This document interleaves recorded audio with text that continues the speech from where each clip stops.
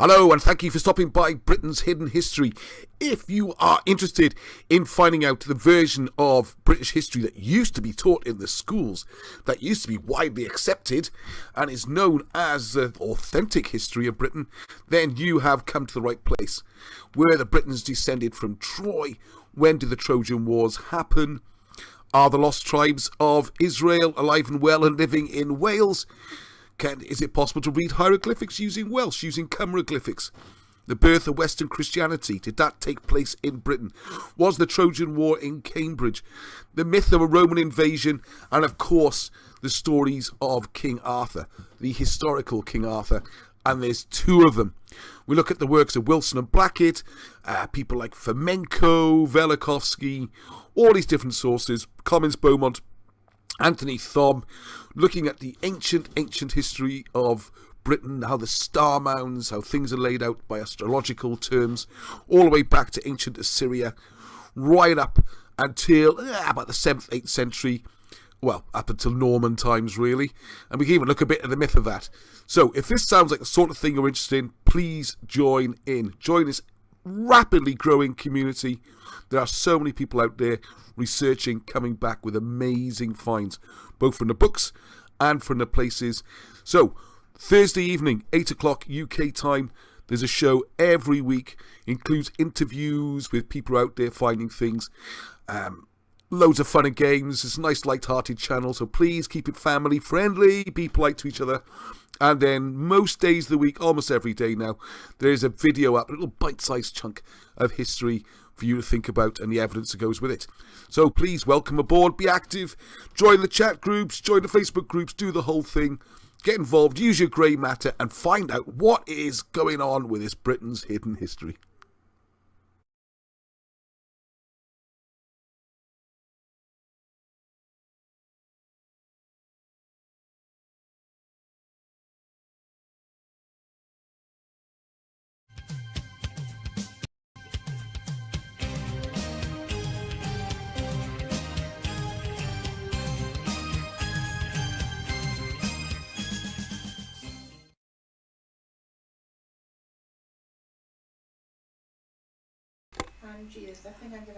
We're on a wing and a prayer tonight because we can't find out whether or not we're streaming. So until we find out, I won't start.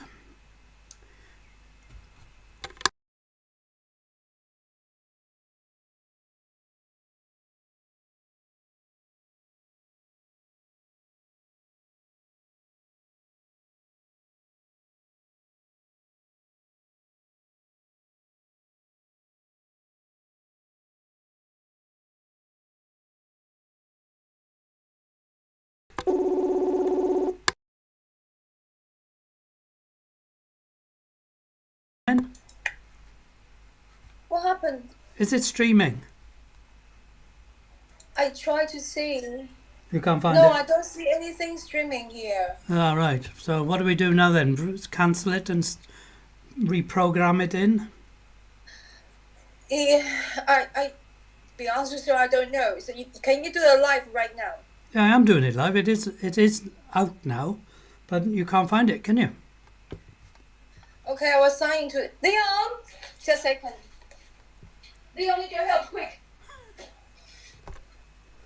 Wouldn't be BHH without a mess up, would it? It suddenly couldn't stream. I need to switch your account to do I have an account here? Let's use a big computer. Use a big one. Quick. We need to be quick. Oh, hang on a minute. I don't know why it's not showing. Come on, quick. We have to be quick. Come on, go up and go to the Britain Hidden History studio. Quick. Yeah, it's urgent because it's supposed to be a live show. Nothing. I should pay more attention this time. Turn the password. Capital G 0026092008. Remember now, please. Okay, go studio. So say what happened with the live. Why there's no live stream? Quick. Is it on the I private or must have done it wrong. It's the only thing I can think. live? Yeah, it's live. It's live. Why is it not streaming? It's on. Wait. It's on private It's on or something? private, that's It's right. on private. Come on, make it public, quick. Okay, it should be public now. Yeah, okay. Okay. Publish. Okay, it's public. Okay, should be able to It's public now.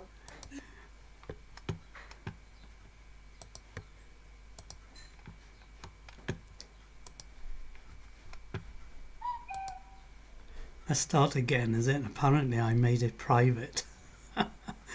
There we go. Right, we'll start again.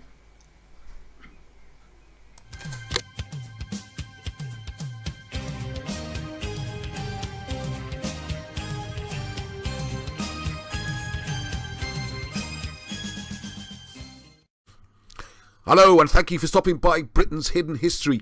If you are interested in finding out the version of British history that used to be taught in the schools, that used to be widely accepted, and is known as the authentic history of Britain, then you have come to the right place. Were the Britons descended from Troy? When did the Trojan Wars happen? Are the lost tribes of Israel alive and well and living in Wales?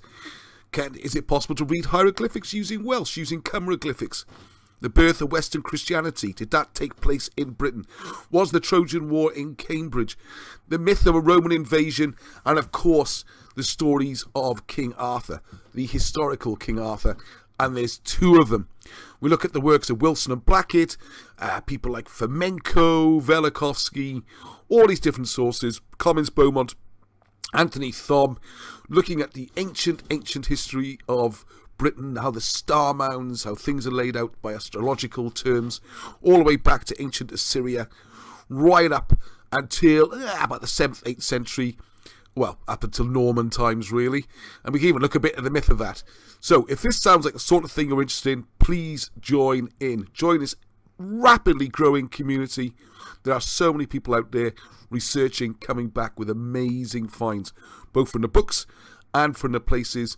So, Thursday evening, 8 o'clock UK time, there's a show every week, includes interviews with people out there finding things, loads of fun and games. It's a nice light-hearted channel, so please keep it family friendly, be polite to each other. And then most days of the week, almost every day now, there's a video up, a little bite-sized chunk of history for you to think about and the evidence that goes with it. So please welcome aboard, be active, join the chat groups, join the Facebook groups, do the whole thing, get involved, use your grey matter and find out what is going on with this Britain's hidden history.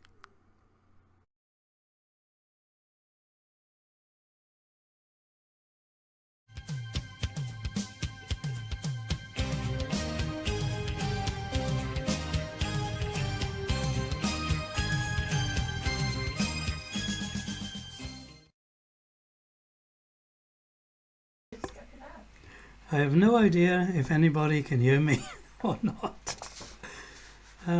Apparently I made the video private, or when I put it onto the YouTube, something went wrong with private versus public. Well, welcome to Britain's Hidden History, the not so on time live show. And let me start by giving an update as to Alan's condition by reading the family statement which Angie placed on the Facebook group page recently. Dear friends and loved ones, we wanted to share some good news about Alan's condition. He's still in the hospital, but we're happy to report that he's making excellent progress. Despite the challenges he's facing, his determination shines through. Alan still requires physio assistance and can feel a bit confused at times.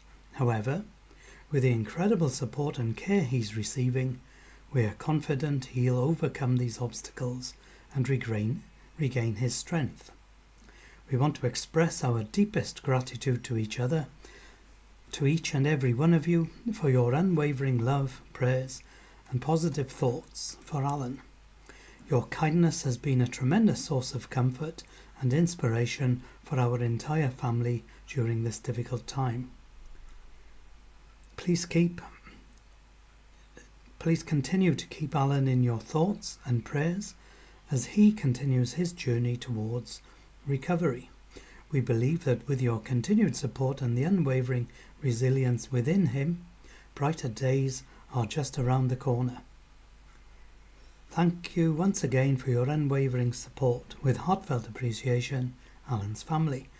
And just a few hours ago, Adrian put a latest update out when he and Tony visited Alan in the hospital and said he's really making very good progress. I'm sure we can all join with the family and wish Alan all the best for a speedy recovery. So today we have Arnie playing violin, and we have two new videos from BHH supporters Rob Pierce, John Pitcher and Rob Shaw, who have started making a 4-part series of travelogue videos to support their work on their new illustrated book, On the War King, which follows Arthur II's life and battles. Over to you, Arnie, to kick us off.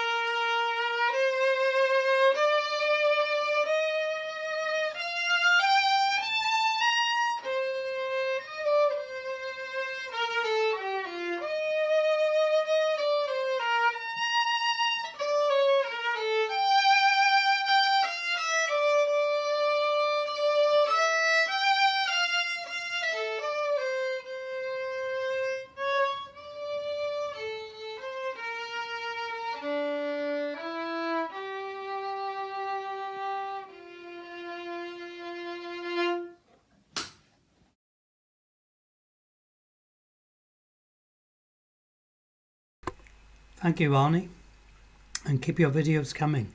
I think we're due for another one soon. Now, in the comments from the YouTube channel during the past 2 weeks, we had a number of supportive comments thanking individual contributors for their work, which was found to be very interesting. Thank you for your messages of support. Simon Mitchell said in response to Rob Shaw's presentation, "Interesting that Christopher Wren is an important symbol for the Druids and Celts in general. And Celt in Welsh means covert." Sorry, that's not Christopher Wren, that is just Wren the bird, coinciding with the name Christopher Wren. I don't think we have anyone responding to comments, but keep them coming, as individual BHH supporters will reply, and this may lead to interesting debate. So now we'll watch the first of the road trip videos following through Wales to Longborth and Camlan battle sites.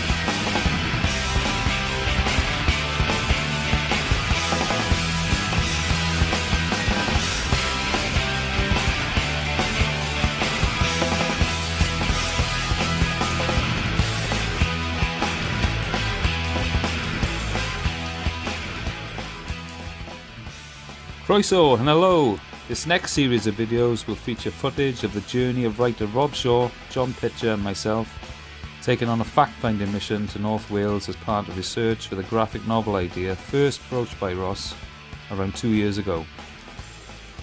Rob Shaw has made great progress already on the first draft of this massive story of the real King Arthur, and has wanted to visit the locations that would be featured in the story, to get a real feel and flavour of the era that would be depicted. We initially intended to use the photographic and video images as part of research and information gathering, and so we've had to collate and edit the footage into a coherent video.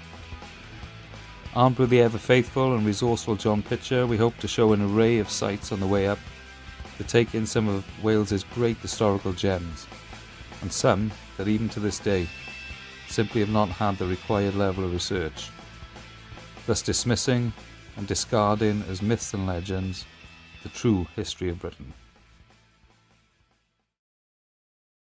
We began our road trip by joining the M4 motorway at Port Talbot and then travelled west along, passing by Swansea and continuing on into Carmarthenshire. Just before you approach the junction 48 whilst travelling west along the M4, it's worth taking a look in the field alongside the motorway, as you'll be able to see the remains of Castell D, also known as a Llandailo Talabont Mott, I think. It's a large mound that rises at the roadside and stands close to the Lecha River and a multi-arched railway viaduct. As you descend the hill towards junction 48, you'll pass below like a little bridge that goes over the road, and the castle will be on your left just beyond that point. So keep your eyes peeled for that if you're ever passing by this way. Passing Castell D in the motorway terminus at Pont Abraham, we cut up over the hill and took a little detour to take a few moments of the castle called Drysline in the spectacular Towy Valley. The peaceful ruins of Drysline Castle rise from the wide floodplain of the Towy River below. A famous siege took place at this castle during the 13th century. Rhys ap Maredydd, the grandson of the famous Lord Rhys, was leading an uprising against the English King Edward I, after previously being allied to the English King against the northern prince Llywelyn ap Gruffydd. By 1287, Rhys had won back some of his ancestral land by taking the castles of Dynevor, Carrick-Cenin and Llandyfri, and also led a force against the castle of Newcastle Emlyn. Drysline was the seat of power during this period, so the English, under the command of the Earl of Cornwall, besieged the fortress. However, due to the strength of the fortification, the besiegers needed to dig a tunnel under one of the towers to hopefully bring the wall down to gain access to the fort. However, this plan went catastrophically wrong, as the tunnel collapsed early, killing all of the tunnellers, including Lord Stafford, who was still in the tunnel at the moment of collapse. These unfortunate men were never recovered from the site, or remain buried beneath the hill even today. The English force eventually took the castle, but it was not the end for Rhys. His campaign continued until 1290, where he gathered a force in Ireland and returned to meet the king in battle. But Rhys's force was no match for Edward's army, and Rhys was taken prisoner and taken to York, where he was executed. His former fortress was last recorded during the Owain Glyndŵr rebellion, where it was stated as being captured, and then it quietly fades from history. Now, after our quick visit to Drysline, we headed off along the A40 towards Carmarthen. But just before entering the town, at a place called Abergwili, you'll notice a strong connection with the famous Merlin. There's the ancient hill fort called Bryn Myrddin, has got a commanding position over the valley, and down below in the valley stands Carreg Myrddin. Below the fort of Bryn Myrddin is the Bishop's Palace that now contains the Carmarthen Museum. There are many large ancient trees in the grounds, and just outside the main entrance to the actual museum is an ancient stone that was relocated there from near Llandailo, and it's got a stone cross carved into the front that's still clearly visible.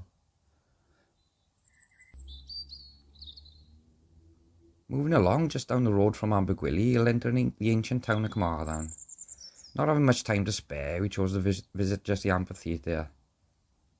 It's just like quite easy to miss if you're ever passing by, because it's surrounded on all sides by the shops and houses. It's lucky to have survived the modern encroachment. You can see where they've dug into the hill and then used the removed material to build up an embankment on the southern side to construct the form of the arena. Enough remains of the site to enable you to still visualise how it might have once looked.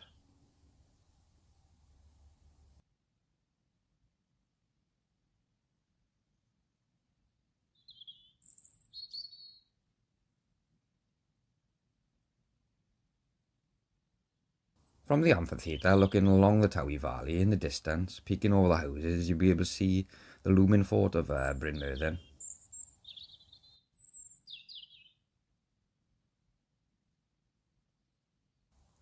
The Towy River is a string of defensive sites of varying ages all the way along this route, beginning in the estuary with Llansteffan Castle and Green Castle, then moving along to the town of Carmarthen, where you have the former site of the Reedy Gores at Johnston, and then in the town itself you have the Carmarthen Castle and the site of the fort either side of the road running down to the town's bridge. North of the town is Bryn Myrddin, and a small motte called Pen and Nap near Llanegwyd. And then moving along upstream you'll pass with the three large sites called Drysloin, Grongar and Dynevor. Dynevor having the picturesque ruins on the hill and the fort in the grounds below. In the higher reaches of the river you got the sites of Castell Meirig, with this Meirig presumably being the Meirig of Dyfed, but who knows. And then finally, in the northern reaches of the river you'll have Llandyfri Castle and its fort near one of the adjacent churches.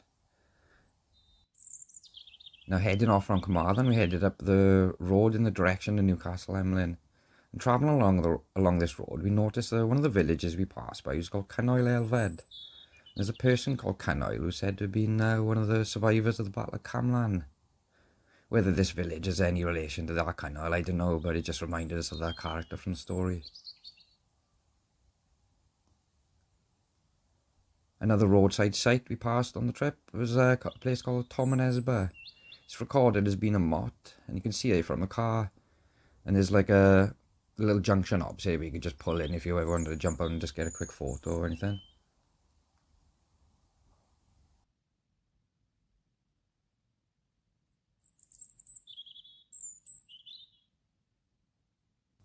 Our main target on the journey on the way up to meet Rob Shaw in North Wales was the site of Llongborth.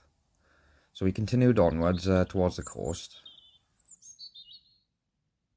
In the Llongborth battle theory, there's a site called Bedd Geraint, mentioned as the burial site of Prince Geraint, who said to have died of the battle. So we couldn't miss the chance to get a quick glimpse of the farm and the landscape whilst on the way to the beach.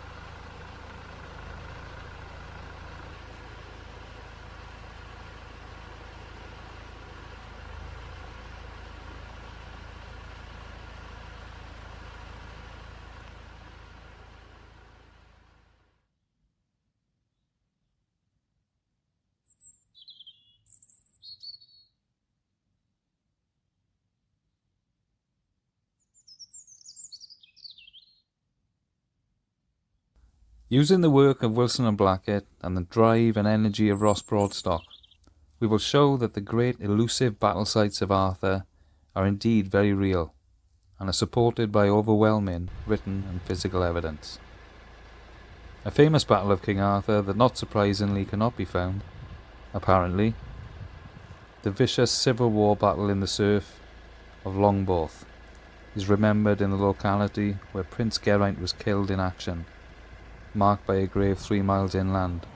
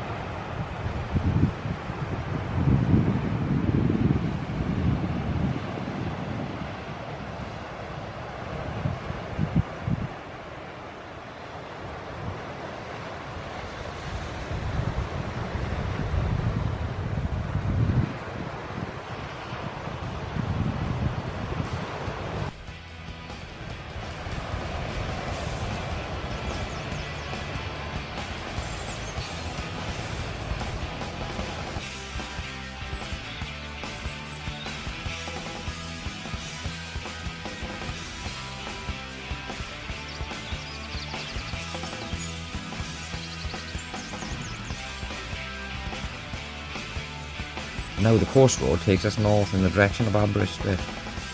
But before we reach the town of Aberystwyth, there's a lovely place to pull in and take in a spectacle view, and it's near Aberarth. It's a place where you could just pull up in the car, so it doesn't matter if you suffer from mobility issues or anything like that.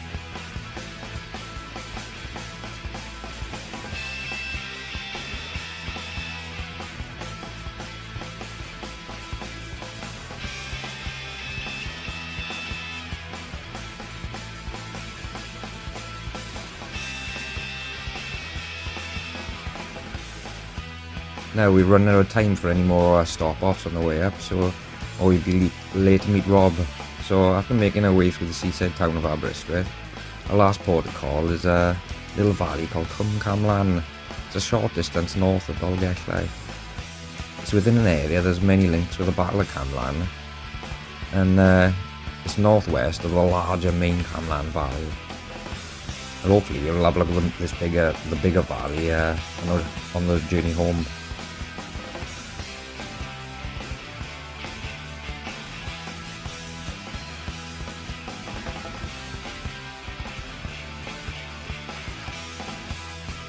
So we did park up for a very brief look at this other side Camlan Valley, and before we headed off north to meet Rob at the Great Orme and Llandudno, and then the real exploring to begin.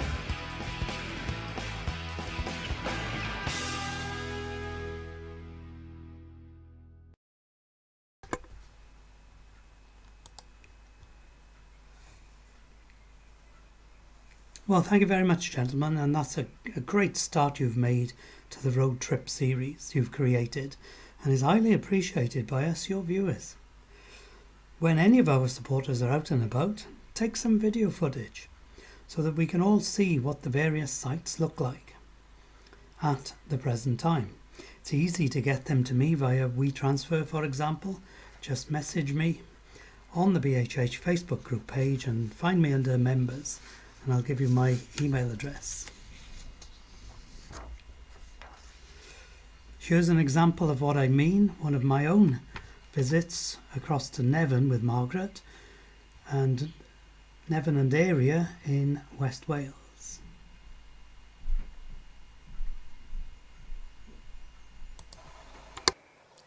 Pentre Ethan. Neolithic burial site. Monument underneath a much bigger monument. Place for holding the corpse of a famous person, maybe, or maybe the place for holding the spirits of famous and other people.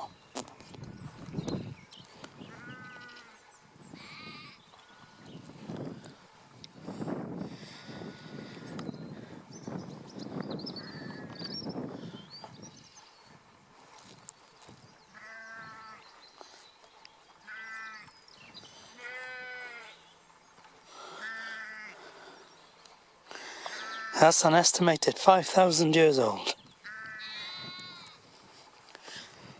And even then,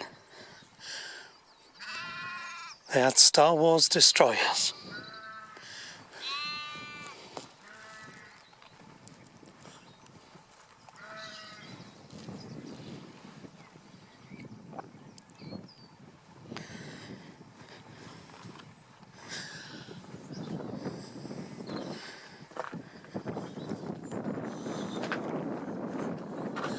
It's only resting on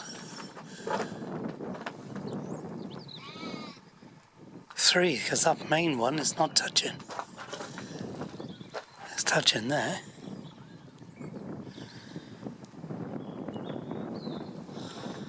Wow, big stone.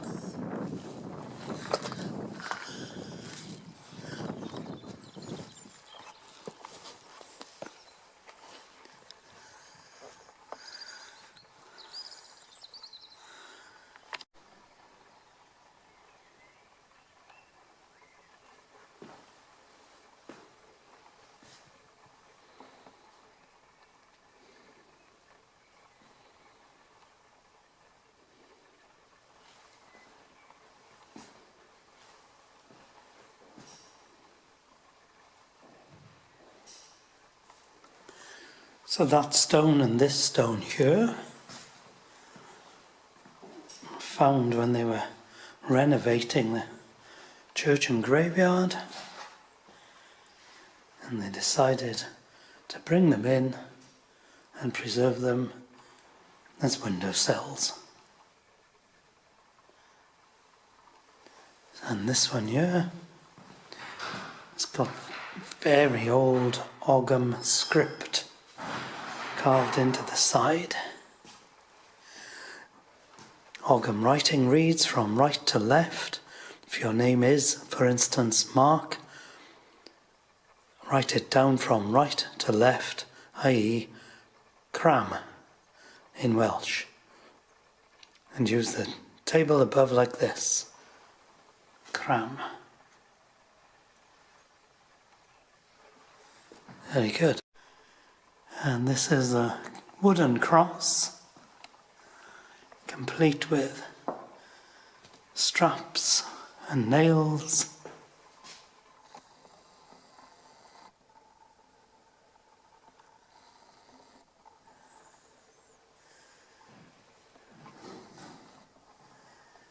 And complete with a thorny crown. It's wooden, it's a cross, and it's at Nevin. And it's in fact it's in the church at Nevin.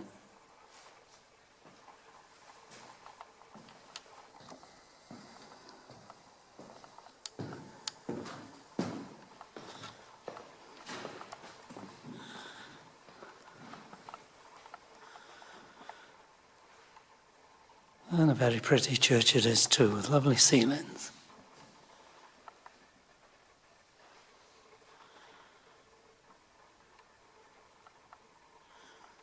This is the Vitalania stone with Ogham script carved on the side.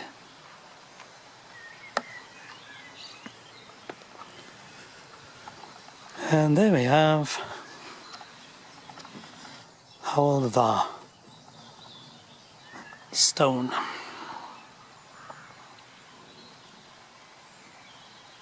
Colours come out of that right now compared with earlier. It's because you touched it. Yeah, I did, yeah.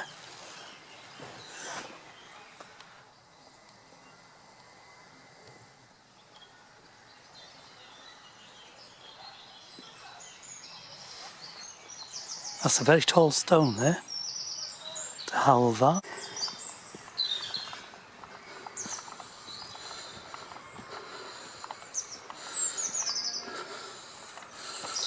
And there's the cliff face.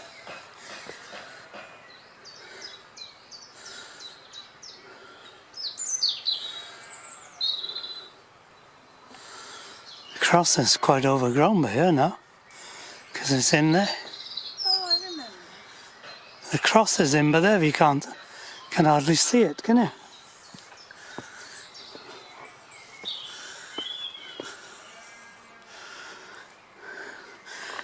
As you can see, that's cliff face.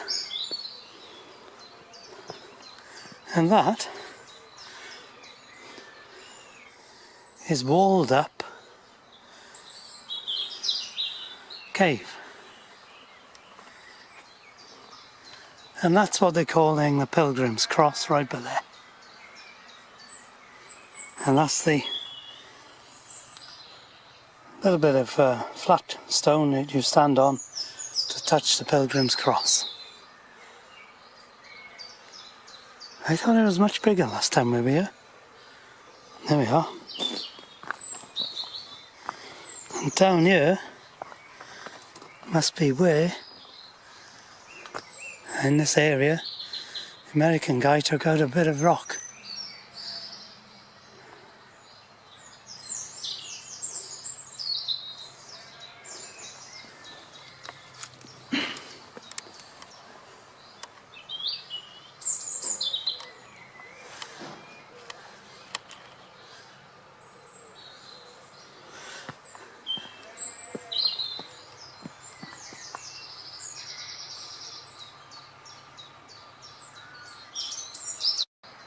The Pilgrim's Cross is a scheduled monument protected by law because of Alan Wilson and Baron Blackett, who got it scheduled. But they're not scheduling.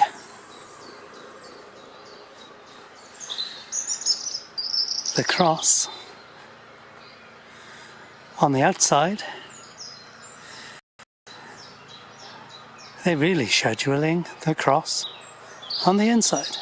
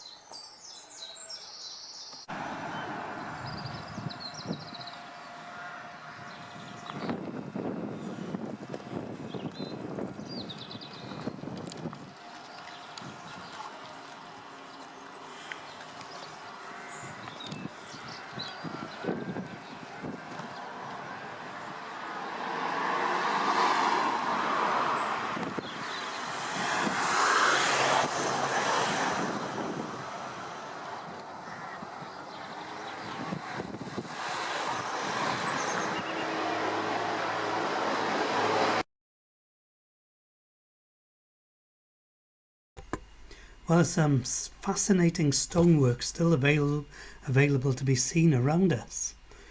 My walking club walked the back lane near me from Upper Church Village to Tree Forest recently, and we saw the most amazing dry stone wall alongside the single track road.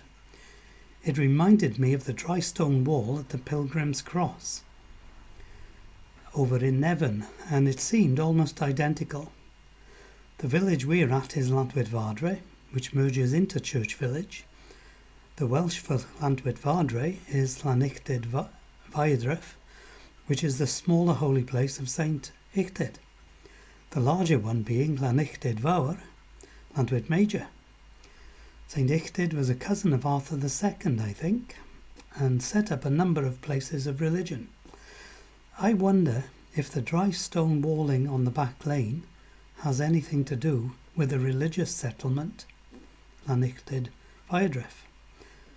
If so, it may date back to the 6th century. Or is it just a skill of creating the stone walls being timeless? Who knows? And I think I need to do something about my fitness, don't I?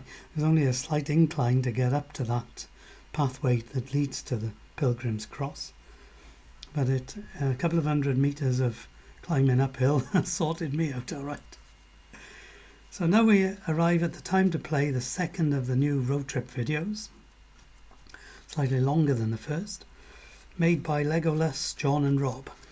And this one takes us to the Great Orme copper mine at Llandudno in North Wales.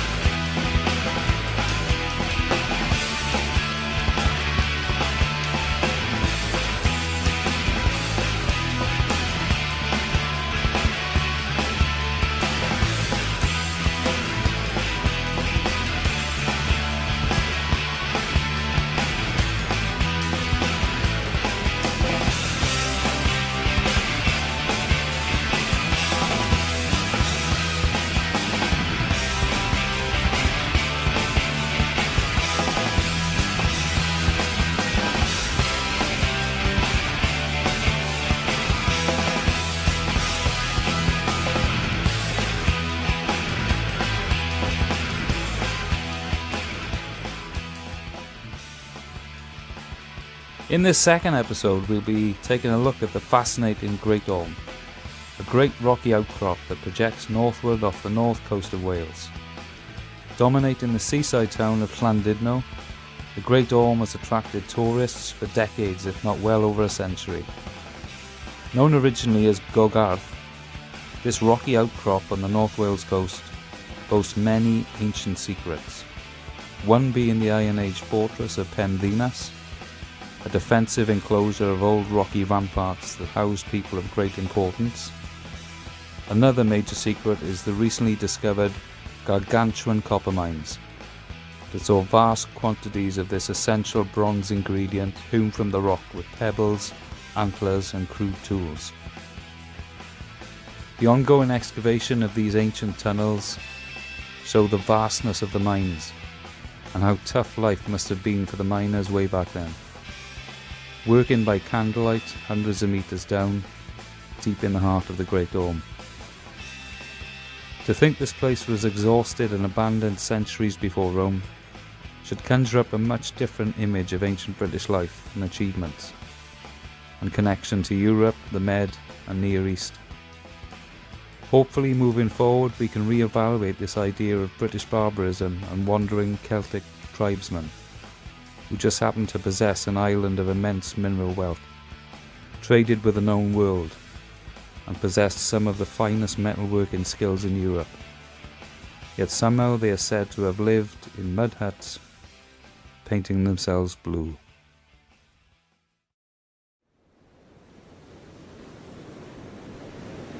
I joined Rob and John in Llandudno on the Trail of Arthur.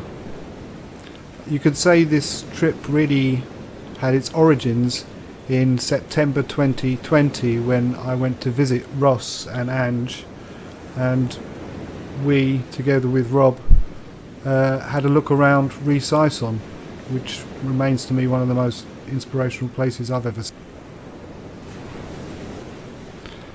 Whilst we were there, we discussed the historical King Arthur of Glamorgan and Gwent, Arthur at Moyrig at Tudrig, who was clearly a walking, not a Disney prince in any sense, a Dark Ages warrior king who did some terrible things. Discussing it further, we kind of made the parallel between King Arthur and Batman. King Arthur being like a Dark Ages Batman, a very privileged man with a very, very powerful and effective education that led him to be able to do things that certainly not many men can do.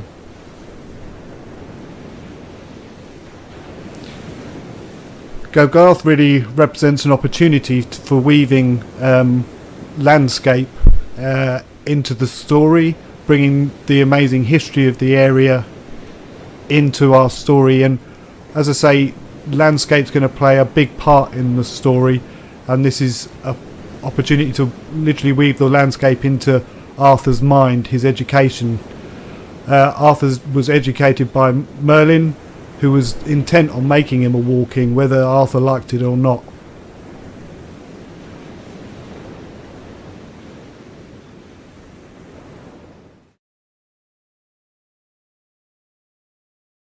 So the Great Orme itself is an enormous outcrop that now is a little bit like Swiss cheese, you could say. There have been small caves and exploratory digs all over the place, and at its most extensive, the biggest mine is that so far they've uncovered over 9 kilometres of tunnel.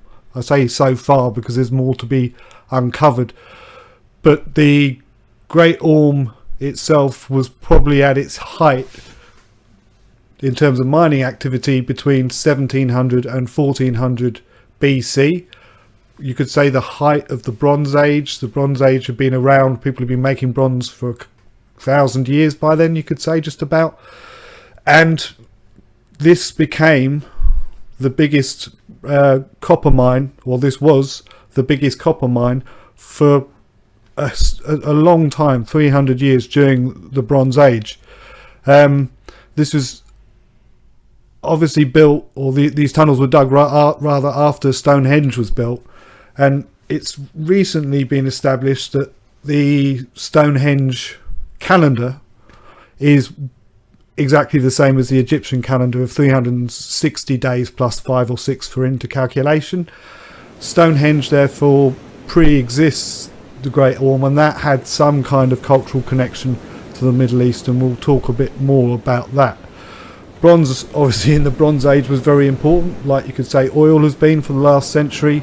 And if that's the case, if bronze was like oil, then Gogarth was like Saudi Arabia. It was an enormous cache of this incredibly valuable and important material. Experts have estimated that 1,760 tons of copper were dug out of the Orme. That's metric tons, so that's 1.76 million kilograms of copper. That's an awful lot of copper. Some say it's enough for 10 million axe heads. Given that copper ore is about 0.8% copper to ore, so you have to dig out 100 kilos to get of ore to get, that'd be 800 grams of copper. To get 1,760 tons of copper out meant that roughly 220,000 tons of ore has been dug out of the Great Orme. Now, if you divide 220,000 tons by the by 300, for the 300 years the mine was at its peak, you get 73 tons a year need to be extracted, which works out about 200 kilograms a day. So obviously sometimes there'd have probably been more taken out of the ground, sometimes less, but you're looking at an average of 200 kilograms a day, which is quite a lot when you consider the tools being used. Now, there are loads of unknowns with the Great Orme. Was it a local discovery, and was it owned, if you like, by the native, the original people in North Wales at that time? Quite often resource discovery leads to the area where the resources are found becoming kind of impoverished, or at least more unequal. For example, in West Africa, oil discovery there has meant that some people have got very, very rich, but the local people have actually suffered quite a lot, and there does seem to be reason to suppose that this huge deposit of copper may have benefited some people more than others. The Mould Cape being an example of possibly some people in the area being fantastically rich, whilst others were probably working as slaves in unbelievable conditions. Be that as it may, for about 200 years no other copper mines in Britain and very, very few other copper mines in Europe were being worked because the Great Orme was so important. It produced so much copper, it drove everyone else out of business, you could say. It was certainly a big operation. We know for a fact that Cornish tin was traded with the Near East. There was a discovery of tin dated to about 1300 BC that definitely came from Cornwall, being found off the coast of Israel.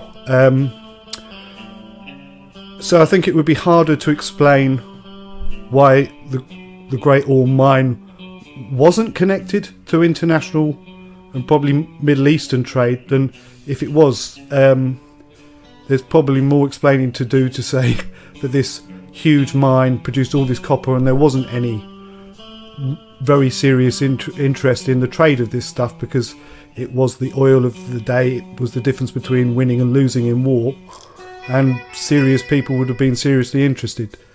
So I'd say it was pretty clear that this was an international operation, probably using local labour as slaves, or certainly very, very poorly looked after. The one body that's been found that dates to the area on the Great Orme was that of an 18-year-old, or someone not older than 18, who was around in about 1700 BC. Their spine was malformed, had been misformed by the hardship, the work that they'd had to do underground, and it seems very likely that most of the people who work underground were children and not there voluntarily.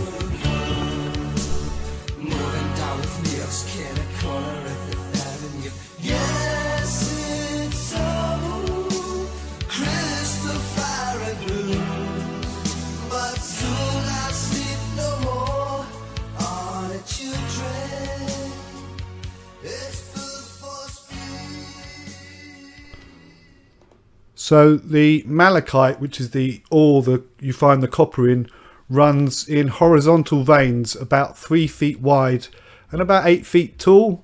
They run in parallel at a distance of about 3 feet. So there were lots of parallel tunnels in the Great Orme, with some interconnections at right angles.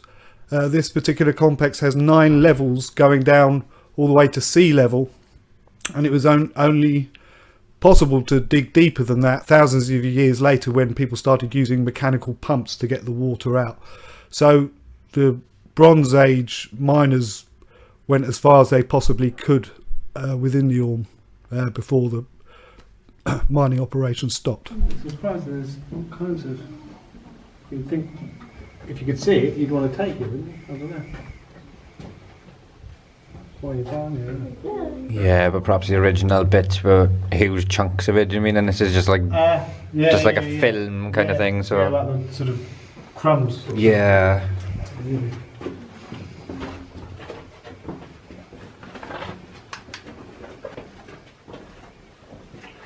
That's brutal. I mean, imagine doing it with things like that. Yeah. Steps here, right? Cool.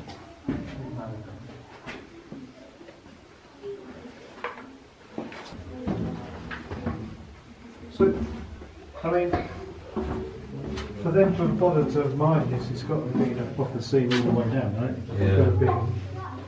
So it's quite, well, I say quite interesting, but it's not very wide, is it? I mean, it must have been. Yeah. I mean, there's no malachite there, no malachite there, so this must have been like. I guess I'd probably call it a sea or whatever. Yeah. Look. Is that a long way? No. Maybe. No, I wouldn't want to fall down there, that's for sure. As well as there being these horizontal shafts, there are some very sizable vertical shafts that go up and down maybe 50 meters or so. These were quite impressive to look at, and we wondered about the use of them, but certainly the Orme itself is riddled with kilometers of caverns and tunnels, most of which I think it's true to say have yet to be re-uncovered.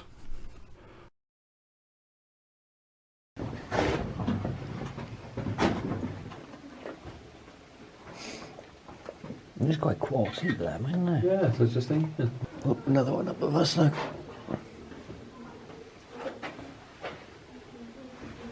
Oh, well. See up there? Oh, it's another, I think it's another, Yeah. horizontal. Yeah, definitely. So you could be walking along there, and if you don't know where you're going, come straight down the hole. Yeah. If you torch went out or you lost your light or something. No.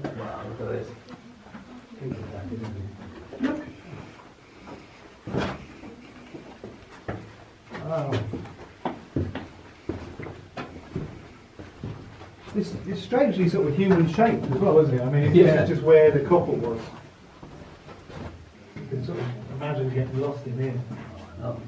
Well, it's just having our look.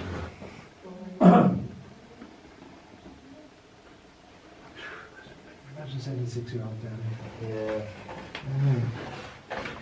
You really got a long question. They'd be in jail these days.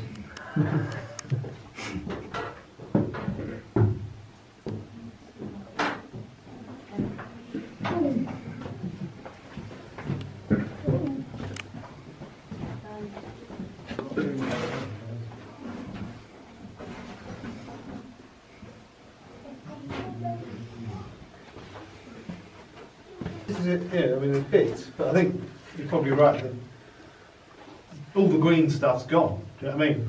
Or the, you know, Yeah. You just left with traces of it, is it? yeah, you've got to figure they've taken all the sweet spot out. Yeah. This is like the, you know, Yeah. the jam in the bone hole there. I know you mean, but There's nothing really good behind. Oh, they haven't gone to all this trouble. Well, there's greens and blue. That's a really strong Well, is that black or is that blue? I see what you mean, yeah. It's all colours, isn't it? So it's like, all right, with that's far enough. Do you know what I mean? Yeah. I don't know if can these even be original? Someone's hacked at that, haven't they? See these? You just go, all right, that's enough. Yeah. You wonder what this bit was like. Was it like proper green? Probably. Early days. You see Just that? to be worth the effort of coming down here, it's got to be quite a lot of return on your.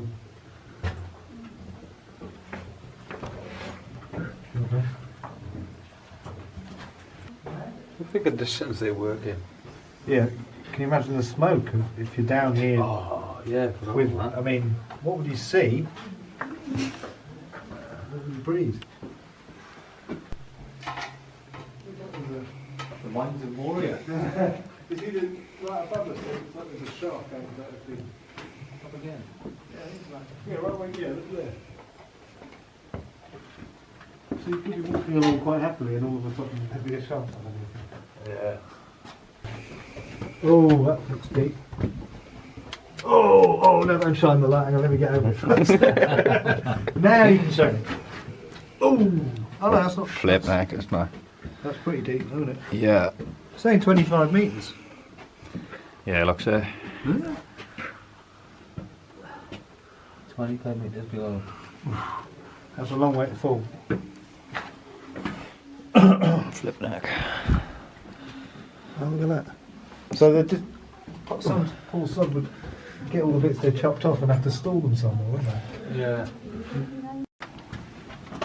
Someone's got a signal down here, did you hear that? Got a text message. I know, I'm going to have to get a new phone, I think. Yeah, I'm on that phone. So, Dinas Emrys is a central location in the story we want to tell about Arthur growing up, being educated by Merlin. There's no historical evidence whatsoever for Arthur at Gogarth, but it offers us storytelling opportunity. As sort of mentioned, we're thinking about Arthur as a kind of a Dark Ages Batman. Well, that's a reasonable summation of how we're thinking about it. So this is partly his origin story, his upbringing under Merlin, and the trials and tribulations of becoming a Walking. In our take on this, Merlin is definitely suffering with PTSD, someone who's seen an awful lot and has suffered an awful lot. He's not a comic figure, Merlin, in our story at all. He's a very serious figure.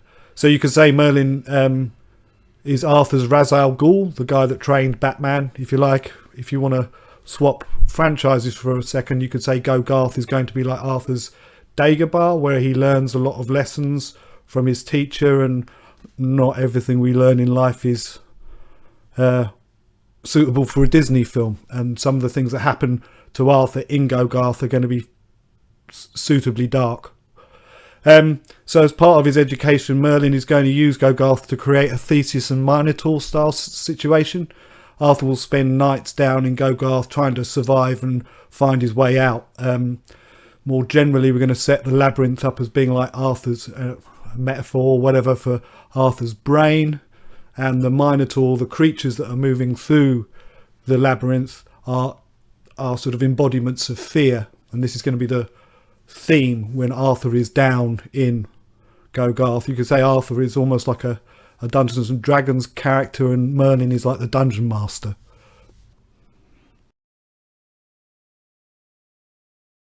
So there are extensive, huge man-made caverns in Gogarth. Apparently some of the biggest man-made spaces of that era were in Gogarth because they dug out such huge spaces.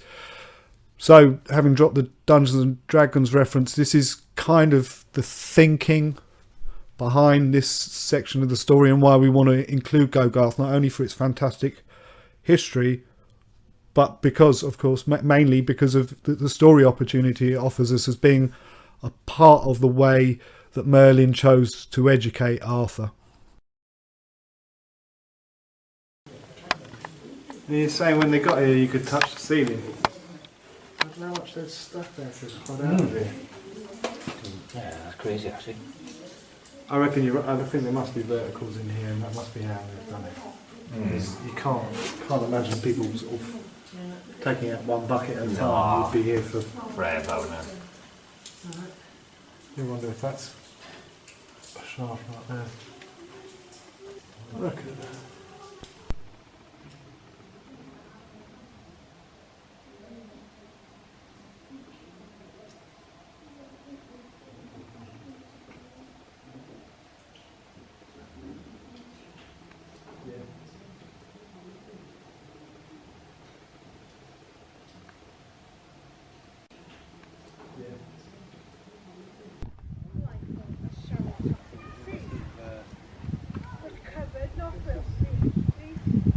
So you wonder how people like this were motivated, because do you think they were getting paid for, or like, why would you bother? You know, like, stitching away.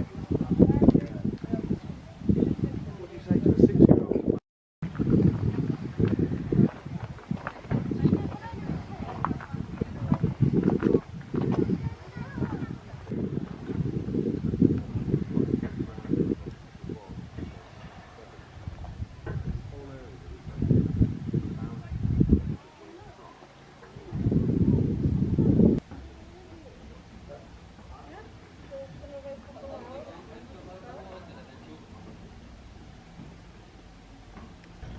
So if they started mining over 4,000 years ago, that would be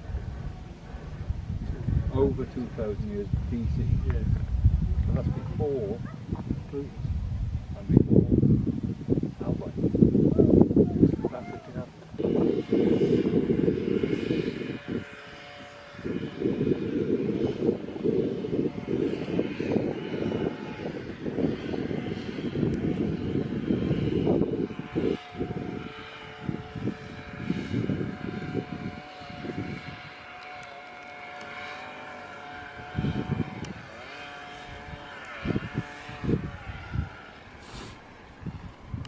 When you look at the surface level seams, it looks like there are claws or like claw marks in the stone, like a dragon has ripped through, because these seams are, like I say, about 3 or 4 feet apart, maybe 8 or 10 feet deep, and they're just these huge gouges in the stone. It's really quite a thing.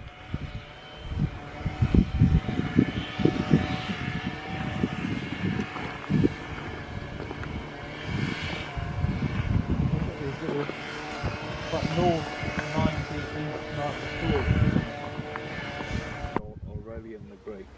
Okay. And I was saying to John on the way up, you've got Emrys Gwledig, which is Emrys, the emperor or leader. Yeah, the immortal leader, emperor, yeah.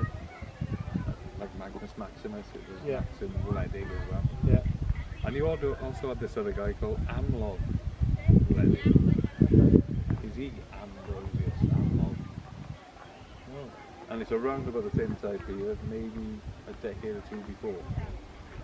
But it's definitely fought against time. Right.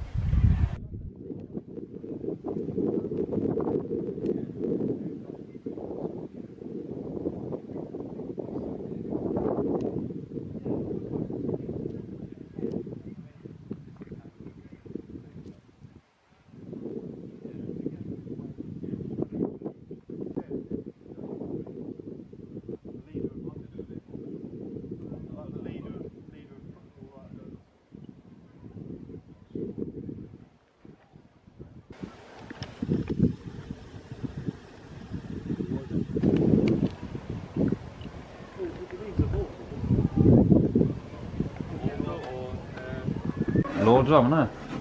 Look at the weight of that. Feel that. 2,500. A lot of the work was done by handheld stones. I think maybe dolomite. I don't know anything about. It'd have to be a very hard stone.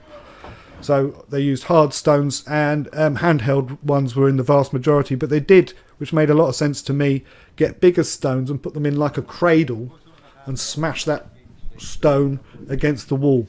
So they weren't just using muscle power, they were using some mechanical power, which would seem, as well as using fires, would seem to be a sensible way of That makes more trying to extract this malachite using, antlers.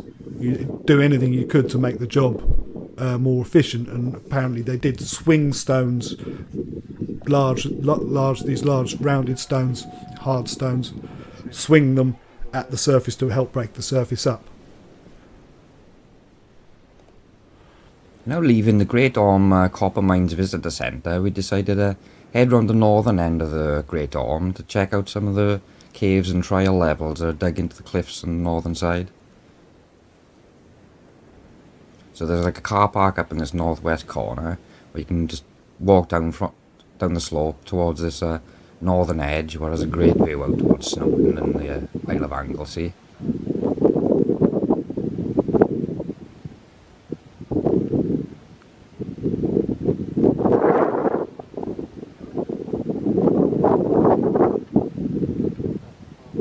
This is the West Lookout Trail and Shaft. It's just down a little bit down below the road that circuits around this northwest corner. And as you approach this one, you have to be a bit careful, mind, because it does drop down quite a few foot, so just take care as you visit this site. And then more of a scramble down the bank then, and then you come down below this quite steep cliff ridge that runs around. And there's a couple of little caves and mines in this corner as well.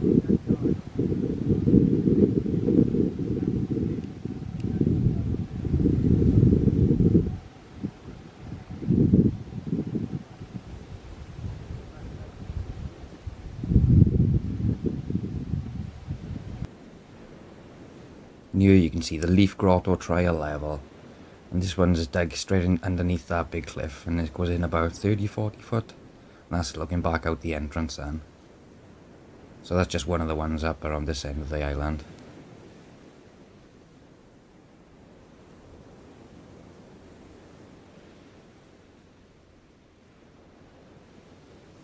And these are some of the resident goats then of the Great Orme, which just wander the way around the island.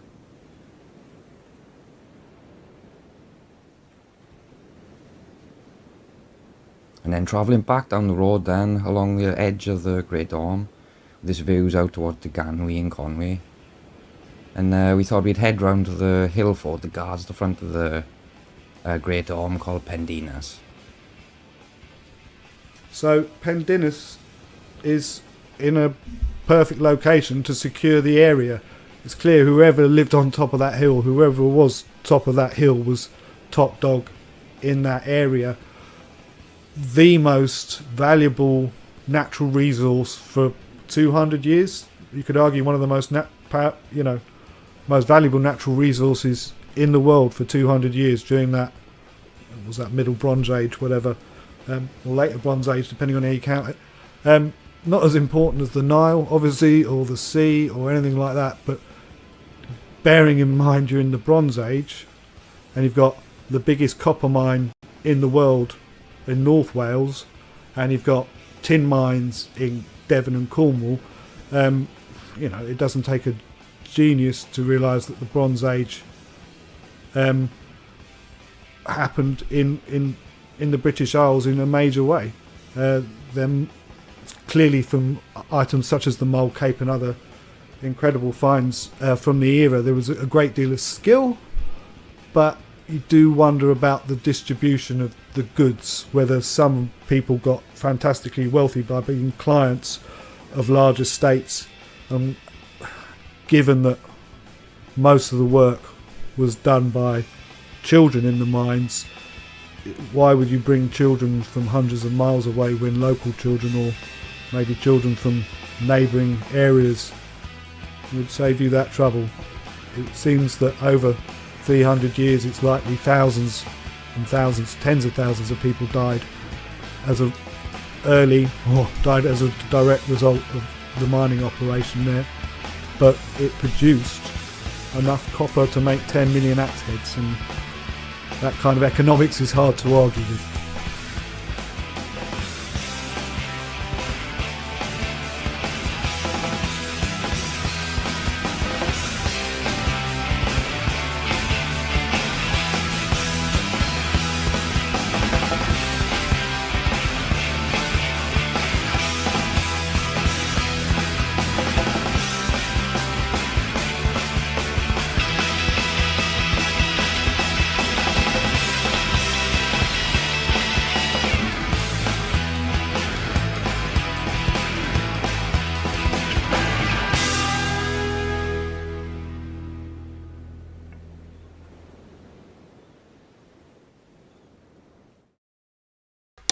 10 million accents. Wow. Well, that was totally stunning. Thank you very much, gentlemen. I know we've all enjoyed that one immensely. And we're all looking forward to the next 2 videos to complete the series, if that is the completion of the series. There was great anticipation for these videos as in response to the trailer for the show. And the quality of your work actually exceeds all our hopes and expectations. Wonderful. Great music too. So 3 and 4 will be out as and when. Parts 1 and 2 will be put on the YouTube channel exactly as I received them, with a beginning graphic.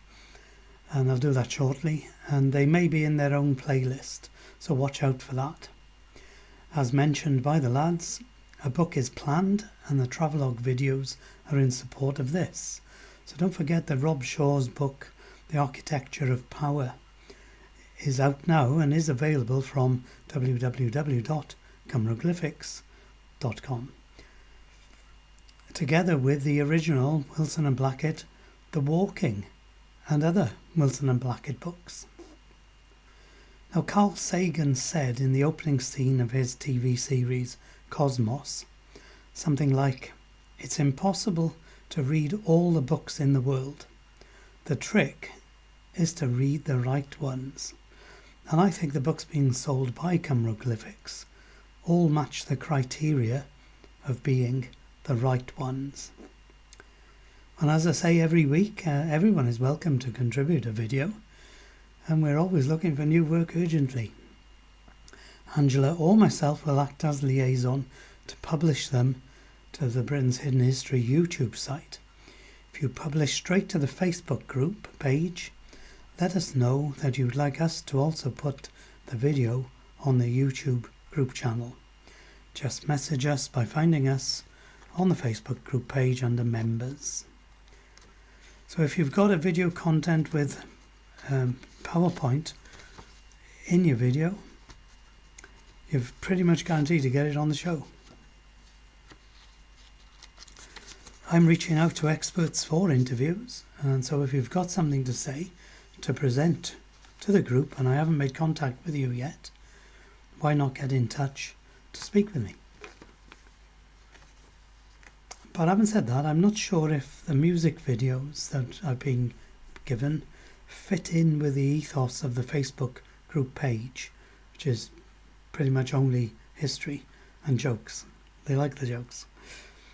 So maybe the video could be sent direct to me, notify me on Messenger, and then we can use WeTransfer.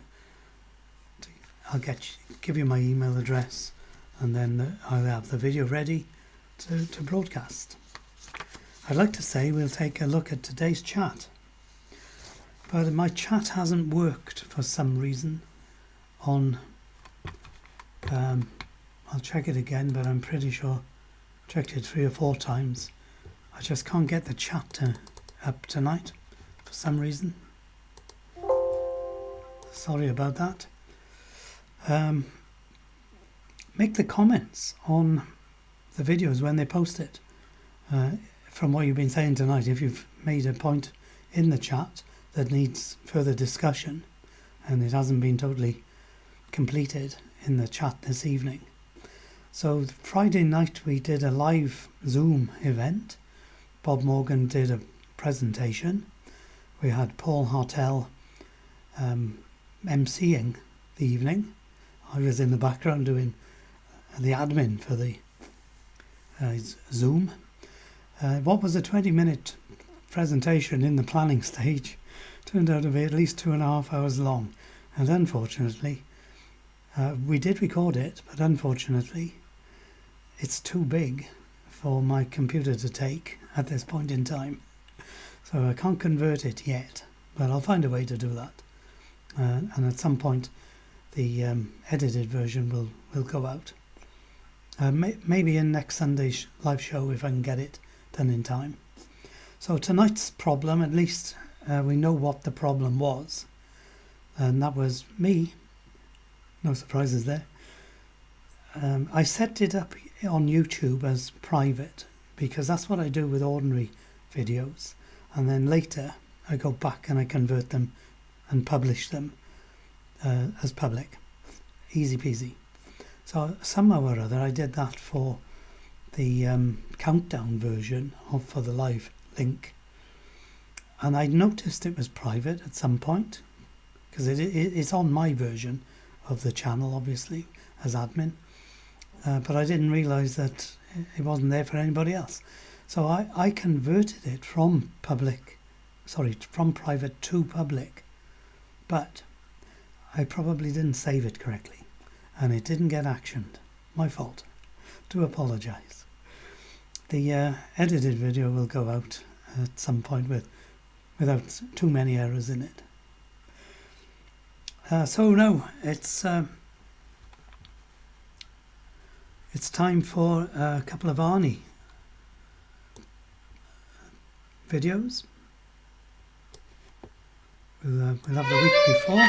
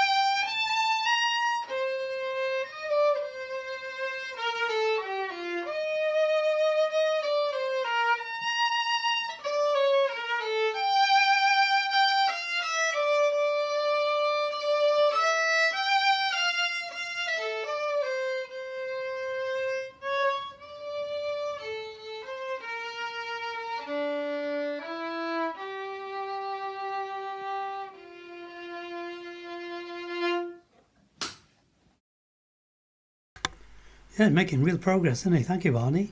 And thanks for the help earlier on getting the streaming set up. A little bit late, unfortunately. So we'll conclude the live chat then for this evening and the show. And we'll close it with a song sung by my friend Stephen J. Preston. We've had him on before. He's given me permission to use his music, which he composes and sings and plays all entirely himself with his other friends, musicians and singers on certain music. This track is called Simply Amazing, and quite frankly, when I first read The Holy Kingdom, which is Alan Wilson, Barham Blackett and Adrian Gilbert, a gateway book into the Wilson and Blackett books, I was blown away. it was truly amazing to read such hidden history brought out into the open. I hope you'll all agree that this song encapsulates a lot of what we think about Alan Wilson and Tony Blackett's work. If I were running twice the world away from you,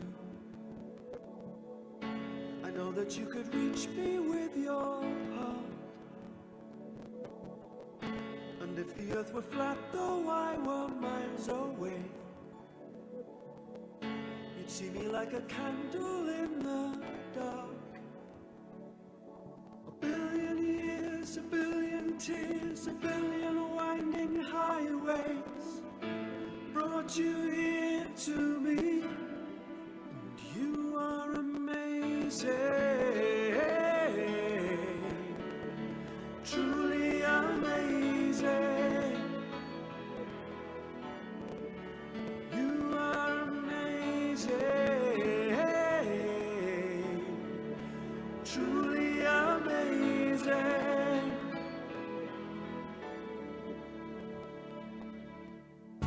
If I were only dust and carried on the wind,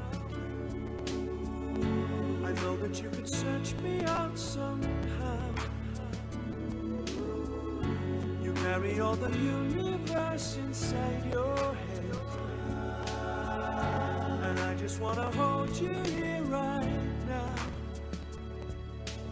A billion years, a billion tears, a billion winding highways brought you here to me, and you are amazing, truly amazing. Yes, you are amazing, truly amazing. You are amazing.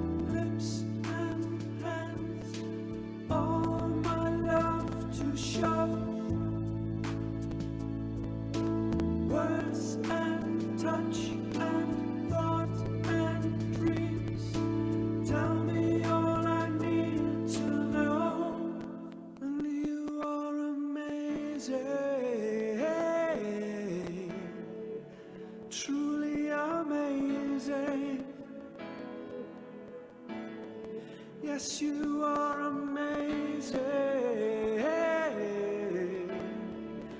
truly amazing.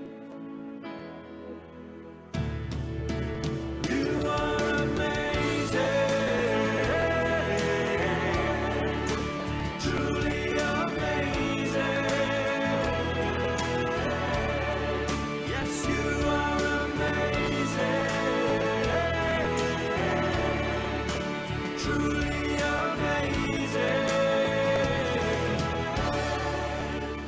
truly amazing.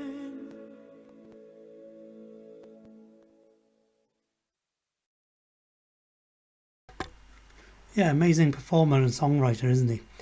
So that's it for today. Thank you all for joining us, the ones who could get through due to my error. And I hope you enjoyed our time together. I enjoyed getting it right in the end. So thank you to Angie and the boys, and to all the volunteers working behind the scenes on both the group media platforms. So it's auf Wiedersehen, au revoir, ciao, nostar, and see you next time. And remember, seek and you will find.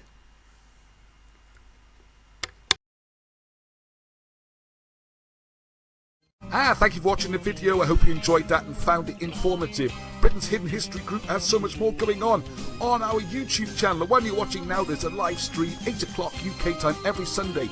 We speak to people like Wilson and Blackett, reprint their old books and help produce new ones. We go researching to the tops of mountains all the way down to the bottoms of caves.